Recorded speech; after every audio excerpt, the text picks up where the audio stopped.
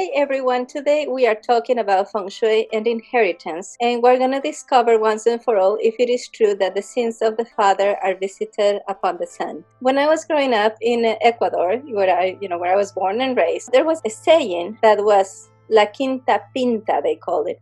And what that meant is that you often saw traits from an ancestor 5 generations ago.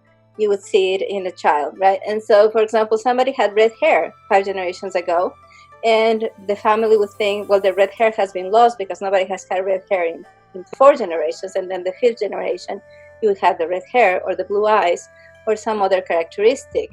Now, if in the Bible, I think it's 7 generations, right? The sins of the father will be visited upon the son for 7 generations, I believe. I'm not positive it's 5 or 7 generations in the Bible. But there's a cleaning brand called 7 Generations, which is ecological cleaning, because some of the indigenous people of North America, before they made any decision, they would discuss how is this decision going to impact the next 7 generations coming after us, right? And so the position in Feng Shui is that, yes, absolutely, the sins of the father are visited upon the son, and there are no exceptions. And is it 5 generations? Is it 7 generations? It's all generations. And so Feng Shui comes from East Asia, and in East Asia, ancestor worship is really important. Like you'll see, from one province, from one country to another, there's a lot of differences in beliefs. But the one thing that seems to be like the common denominator and stays steady is the belief that you have to kind of venerate your ancestors. And it's not like you're making your ancestors into godlike beings, right? But there's still, that veneration that you have to send positive energy to your ancestors. So one way that you can look at this, unless you are materialistic, completely 100% materialistic person, atheist, that you don't believe there's a spirit, that's the only circumstance where this would not apply to you. But unless you're that, you have some sense that every person, after they drop this body, where they're right now on planet Earth, they still exist somewhere. Like they go to heaven, or they reincarnate, or they go to live in a different reality. They up level. There's different kinds of philosophies or schools of thought have different views on that. But the idea is that they still exist. And so when you are focusing your attention on your ancestors, you're sending them good vibes. Your ancestors in Feng Shui are considered your link to the beginning of time. And the collective amount of hardships and challenges and difficulties that they had to overcome for you to be here today is astounding. If I just think, I was born in Ecuador. Ecuador is in South America, it's on the equator. North of Ecuador, you have Colombia and Venezuela. South of Ecuador, you have Peru and Chile. And so, before the Panama Canal, to go to Ecuador, you either had to get in a boat from Spain, go down the Atlantic around Brazil, Argentina, almost to Antarctica, come up through Chile, Peru, to get to Ecuador. Or you had to go, from Spain to the Caribbean, disembark in Venezuela or Colombia, and then go by land to Ecuador. And so, whichever way you look at it, it seems, and it's amazing to me to think that my ancestors from Spain at some point decided that was a good idea, to get on a boat for these long trips that you don't know what would happen. And then, many times going knowing that you're never going to go back to the place that you just left.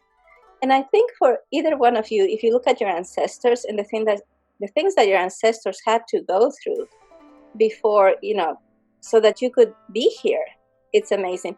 And that is regardless of whether they were good people or bad people, whether they were good parents, good grandparents, bad grandparents, that doesn't matter.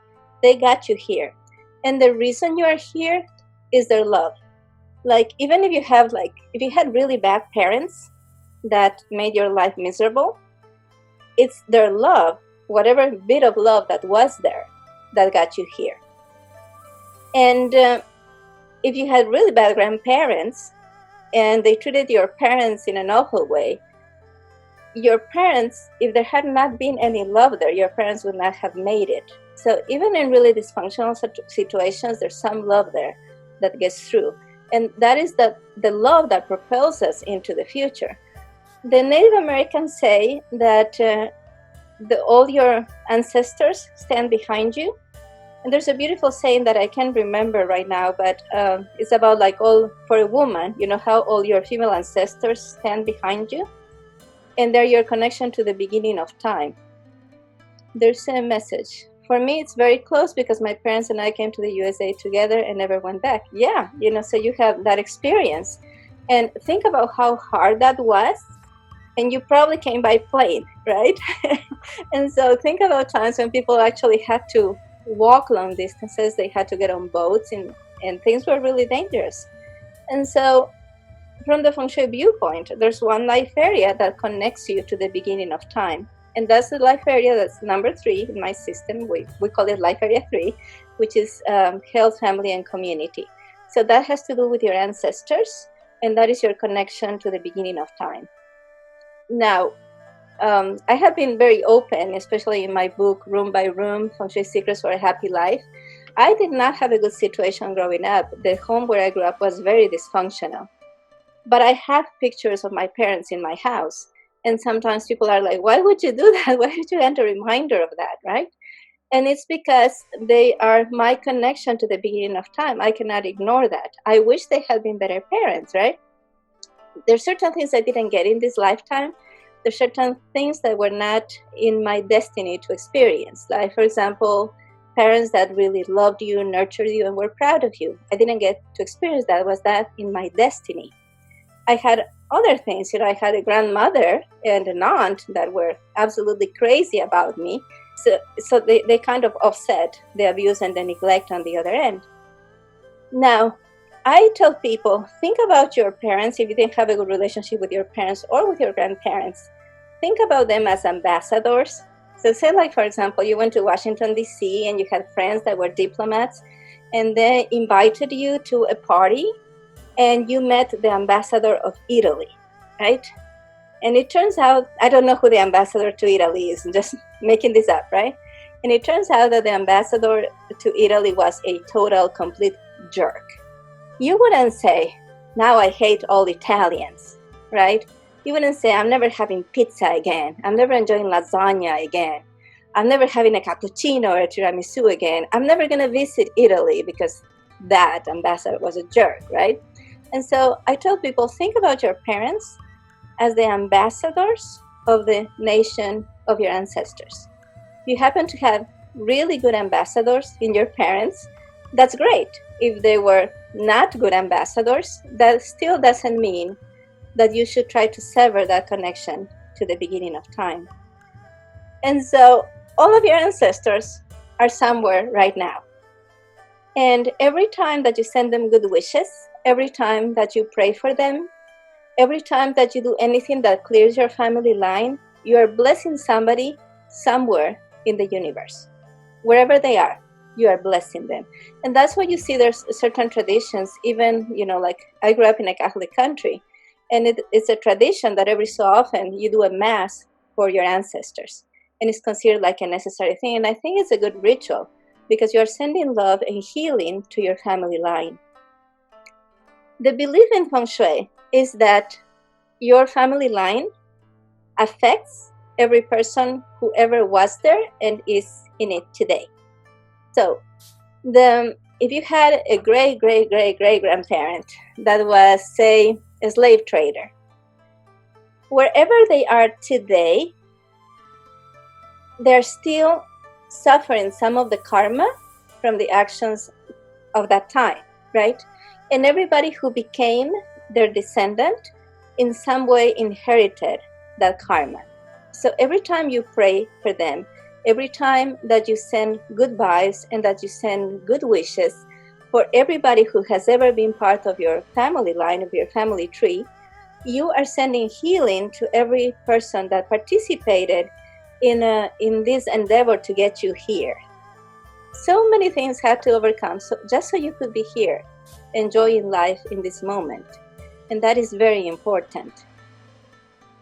And so when you haven't had a good nuclear family, if you didn't have a good relationship with your parents, then a very strong connection with the grandparents can heal that. It can fix that.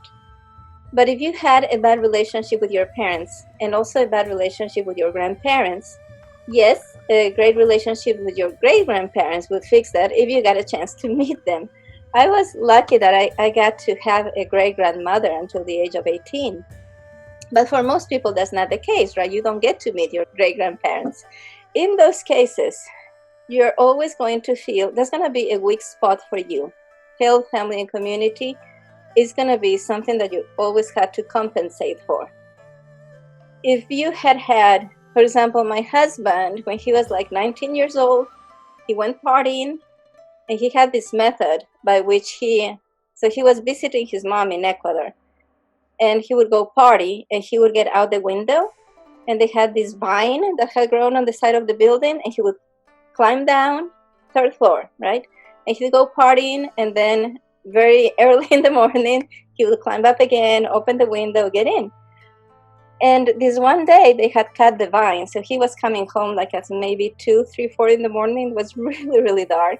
So he climbed, and he opened the window, which was a hinge window, and he tried to grab onto the vines, and there were no vines. So he fell to a concrete patio, 3 floors, right? And so he had 17 broken bones. As a consequence of that, he has 2 pins in one of his ankles. And so from the age of 19 to today that he's 54, there's a weakness in his left leg, right, because of those 2 pins. And he has to deal with that. That doesn't mean that he doesn't get to work out. That doesn't mean that he cannot enjoy life. His life has not been terribly affected by this, but it's something that's there and that he has to look at, right? So for example, the range of motion of the left foot is limited. So sometimes things that have happened to us as children, especially if we were growing up in a home where we were not nurtured, you're going to have a weakness there. Now, the good news is that unlike physical things that cannot sometimes be completely restored, your energetic and emotional and mental health can be completely restored. And you need to seek that healing. What we do in Feng Shui is we work in the midpoint for Life Area 3, which is health, family, and community. And that is the middle of the left wall when you're looking at the home from outside. So if you're facing the front door, the middle of the left wall. You would also probably go see what's happening in the middle of that spot on your yard, the left side of your yard. And we also work on health, family, and community in any dining rooms you have or dining areas that you have. So if you have a breakfast area in the kitchen, or you have a kitchen table where you have some meals, that's also part of health, family, and community. If you have a formal dining area, that's family and community, health, family, and community. If you have a picnic table outside, that's also health, family, and community. So you would look at what's happening in all those spots. When my husband and I came to Tennessee, I got the house on the internet. My husband was already living here, and I was still living in Iowa with 2 little kids. And so he would send me the listings and I would check them out on the internet. So when we put a contract in this house, I had never seen the house. Once we moved, I was in the beginning delighted that we had a peach tree, as I love peaches. And that first year, we had a really good harvest of peaches. By the second year, I started realizing that the peach tree had been sick for a while. And that peach tree was exactly in the midpoint for health, family, and community in our yard. And there was actually, one of the most traumatic memories of me as an adult, experiencing abuse from my parents as an adult, was around peaches. And I thought, oh my gosh, a peach tree in the midpoint connected to family. And the peach tree was ill. And this kind of illness, it was a boring illness.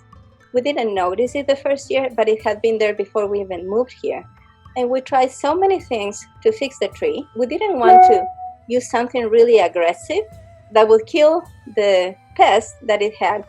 but we would not be able to eat the peaches ever again. So we tried everything natural for years. And then in the end, I had to decide, okay, it's time to let this peach tree go. We had to cut it down because it was suffering and it couldn't be healed.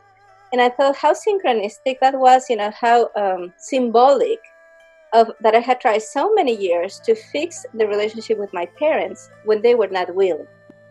And the peach tree, so we cut it. And then very near to where the peach tree had been, there was a crab apple tree. And so the people who lived here before, she was a really good cook. And she harvested the crab apples every year and she made jam. If you ever tried a crab apple, you have to use industrial amounts of sugar to make the crab apple palatable. And so we're never going to do that because we rarely eat sugar. And so we had it again for years, this plant that was producing these apples, this fruit that we would never eat. And so eventually I decided also to cut it. And this week we planted a little jewel magnolia tree in that spot, which I really, really love. And the reason I chose the magnolia tree is because it's the only evergreen tree that wouldn't get too huge for that spot, that would be too close to the house. It's very important that your yard have at least one thing that is evergreen. It can be a bush, it can be a tree, but one thing that is evergreen, that is very important to have. When we took down the peach tree, when I finally had to accept this peach tree cannot be saved, a number of things happened that were very healing for me. When we took down the apple tree, when I finally decided, okay, the fruit of this tree I'm never going to enjoy, and they're just falling on the ground and rotting, and took it out, there was another momentous healing for me. And there were also a lot of beautiful things happening this week. As I ordered the tree came in and I planted the tree with my kids, and we did it together. It was such a beautiful experience. Now, there's something called tree karma. Whenever you cut a tree, plant 4.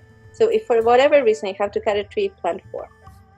And so we do that. I have actually planted hundreds and hundreds of trees. I'm going to share about that with you very soon because I have a reforestation project going on. So one evergreen thing in the home. And the reason that somebody had asked me to talk about this today is that there's a lot of arguments going on in the world. On the one hand, people are saying if somebody had ancestors that were slave owners, you cannot blame the descendants for that. And if somebody had ancestors that were slaves, they cannot use that as an excuse to not do well today. But if you really study, there is some kind of karma that gets passed down the family tree on both ends that needs to be healed. And it's mainly because those ancestors that were slave owners, those ancestors that were slaves, they're still out somewhere. And if they have not atoned, if they have not made amends, if they have not empowered themselves, if they have not healed, that is affecting your family tree. Because even though you never met your ancestor 7 generations ago, and you're thinking their actions are not affecting you, they're still part of your family tree. You're still family, and they're out there somewhere. So that's the metaphysical explanation, right? But there is a very clear inheritance that you have in that you have their genes. You are here because you have genes that have been passed on and tested and went through a lot of adversity to get you here. And so that inheritance that you have in your genes is always going to be a connection to your family tree. And there's been studies that show that you don't just inherit physical characteristics, you also inherit emotional issues and patterns of thought. In Feng Shui, we address this in one life area, which is health, family, and community. That's for your ancestors. And the area opposite it is life area 7, which is on the middle of the right-hand side of your property or of your home. That is children, creativity, and fun. So on the one side you have ancestors, and on the other side you have your descendants. And if you do not heal your issues with your ancestors, that's going to affect your descendants. You're the connection between the two. You're here. On the one hand, you have like your ancestors. On the other hand, you have your descendants. And the link is you. So the more healing you do for yourself and for your family, and a lot of healing can be done through Feng Shui. Most healing happens from the inside out, but a lot of healing can also through Feng Shui happen from the outside in. I hope this was helpful information, that it helps you understand why you can just discount the things that your ancestors did, and you cannot discount any issues that other people may have because of things that your ancestors did to their ancestors, because they're still somewhere and they still form part of your family tree. So there's always going to be an interrelationship with that. I welcome any questions that you have about this. You can put them in the comments wherever you find the replay of this video, or you can also go to the Facebook group and comment about that and tell me your thoughts. Thank you so much for watching.